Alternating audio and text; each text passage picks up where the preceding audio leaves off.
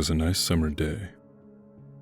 My 5-year-old son James was playing outside in the backyard of our suburban home. James has always been a quiet boy. He plays by himself mostly. He never had many friends, but he's always had a wild imagination. I was in the kitchen feeding our dog Fido when I heard what sounded like James talking to someone in the backyard. I'm not sure who it was he could be talking to. Could he have finally made a friend? Being a single mom, it's hard for me to always keep an eye on my son, so I decided to go outside and check on him. When I went into the backyard, I was a bit confused, because James was the only person back there. Was he talking to himself? I could have sworn I heard another voice. "James, it's time to come inside," I called out to him. He came inside and sat down at the kitchen table. It was about lunchtime, so I decided to make him a turkey sandwich. "James, who are you talking to out there?" I asked. James looked up for a moment. "I was playing with my new friend," he said, smiling. I poured him some milk and continued to pry, as any good mother would. "Does your friend have a name? Why didn't you ask him to have lunch with us?" I asked. James stared at me for a moment before replying, "His name is Laughing Jack." I was a bit taken back by what he said. "Oh, that's a strange name. What does your friend look like?" I asked, a bit confused. "He's a clown. He has long hair and a big swirly cone nose. He's got long arms and baggy pants, with stripy socks, and he always smiles." I realized my son was talking about an imaginary friend. I suppose it is normal for kids his age to have imaginary friends, especially when he has no real kids to play with. It's probably just a phase.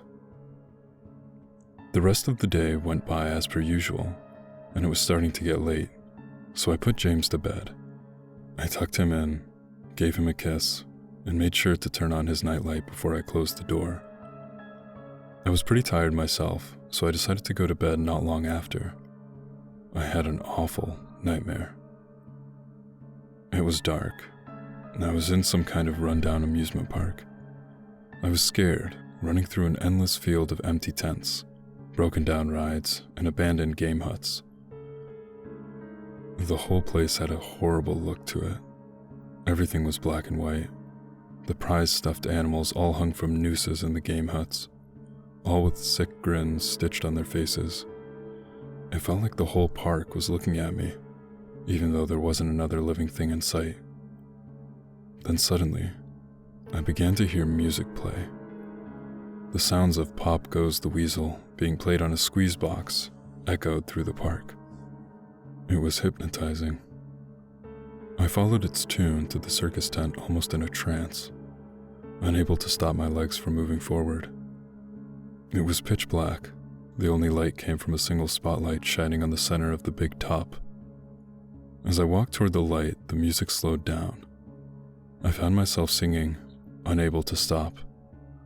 All around the mulberry bush, the monkey chased the weasel, the monkey though 'twas all in fun. The music stopped right before its climax, and suddenly the lights shot on. The intensity of the lights was practically blinding. All I could see was a small dark silhouette shuffle towards me. Then another one appeared, and another, and another. There were dozens of them, all coming towards me. I couldn't move. My legs were frozen. All I could do was watch as the haunting figures drew nearer. As they got closer, I could see they were children. As I looked at each one, I noticed they were all horribly disfigured and mutilated. Some had cuts all over their body. Others were severely burnt. And others were missing limbs, even eyes. The children enveloped me, clawing at my flesh, dragging me to the ground and tearing inside me.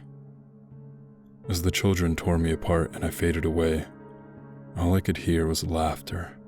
Horrible, awful, evil. Laughter. I woke up the next morning in a cold sweat. After taking a few deep breaths, I looked over and saw that a few of James's action figures were positioned facing me on top of my nightstand. I sighed. James had probably woken up early and put these here. I gathered up the toys and made my way to James's room. However, when I opened the door, James was sound asleep. I just shrugged and placed the toys back into his toy box and headed out to the living room. A little while later, James woke up and I made him his breakfast. He was quiet and seemed a bit groggy. Perhaps he didn't sleep well either. I decided to ask him about the toys. "James, honey, did you put the toys in Mommy's room this morning?" His eyes shot up at me for a moment, then quickly glanced down back at his cereal. "Laughing Jack did it." I rolled my eyes and responded, "Will you tell Laughing Jack to keep the toys in your room?" James nodded and finished up his breakfast, then decided to go play out in the backyard. I went to relax in the living room and I must have dozed off, because I woke up a couple hours later. I needed to check on James. I was a bit worried.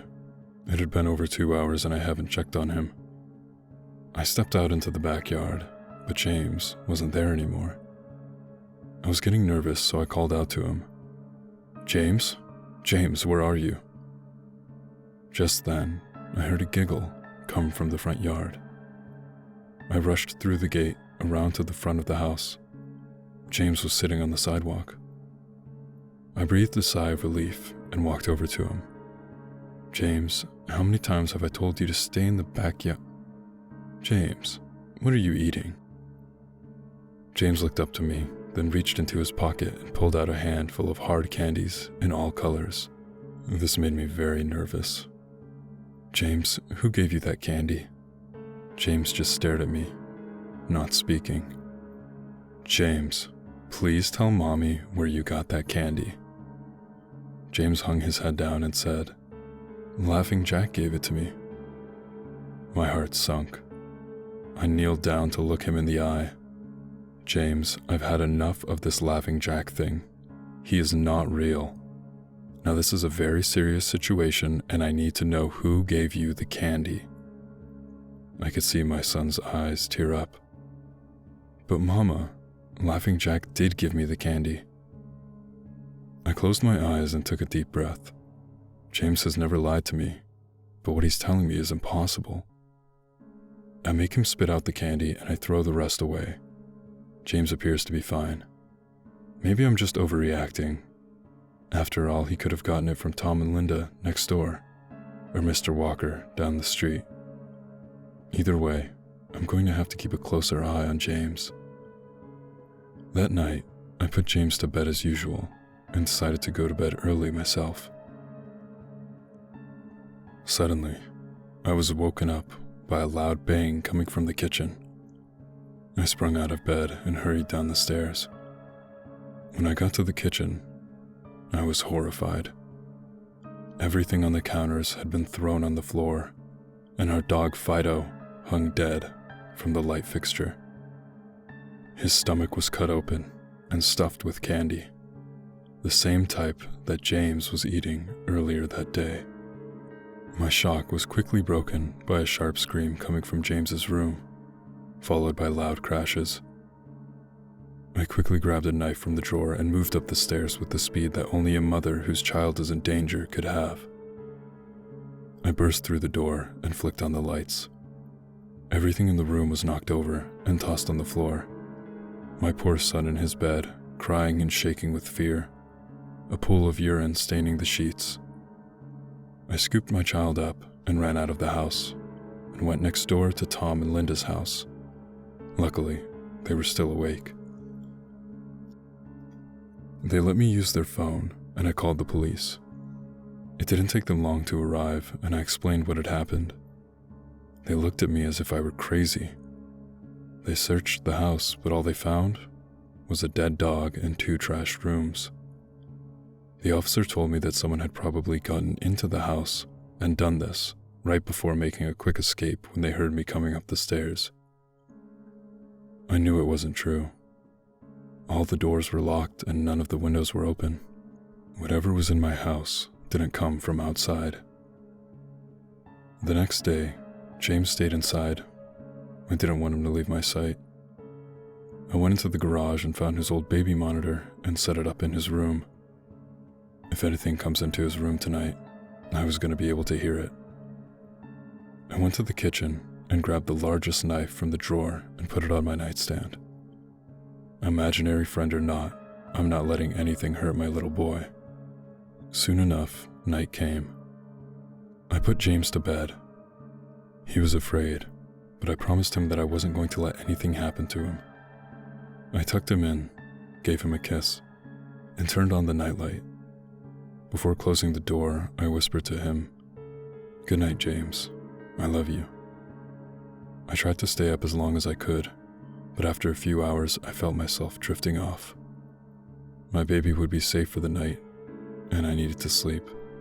And just as I lay my head on the pillow, I heard a soft noise come from the baby monitor I'd put on my nightstand. At first, it sounded like interference, like the kind a radio would make.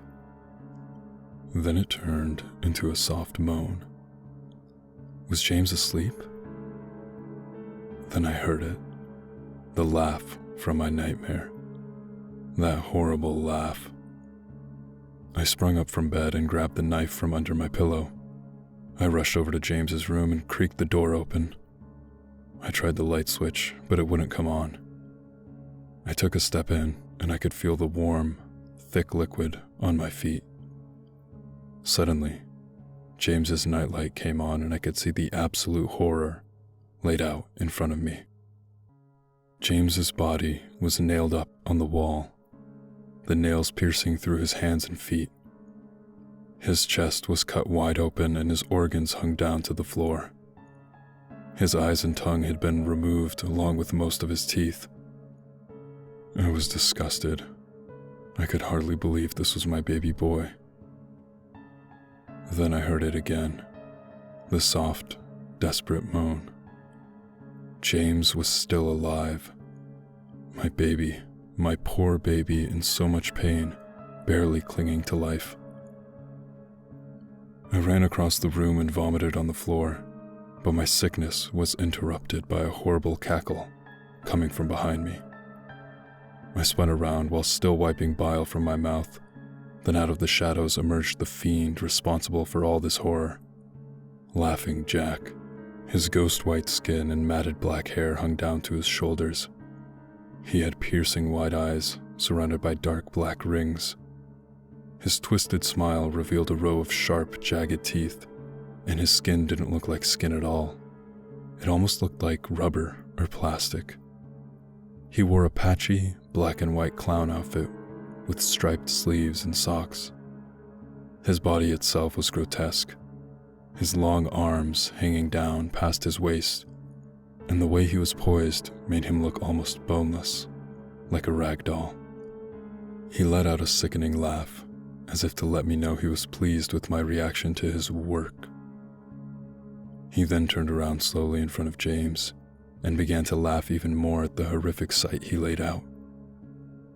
That was enough to shake me from my terror. I snapped, "Get away from him, you bastard." I rushed at the monster, raising the knife above my head, and stabbed down at him. But as soon as the knife touched him, he disappeared in a cloud of black smoke. The knife passed right through and pierced James's still beating heart, splashing the warm blood on my face. No, what have I done? My baby. I killed my baby. I immediately fell to my knees, and I could hear sirens in the distance growing louder. My boy, my sweet baby boy. I promised Mommy would protect you, but I failed. I'm sorry, James. I'm so sorry. Police soon arrived to find me in front of my son, still wielding the knife covered in my baby's blood. The trial was short. Insanity. I was placed in the Ferropolis house for the criminally insane, where I have been for the past 2 months. It's not so bad here. The only reason I'm awake now is because someone is playing Pop Goes the Weasel outside my window.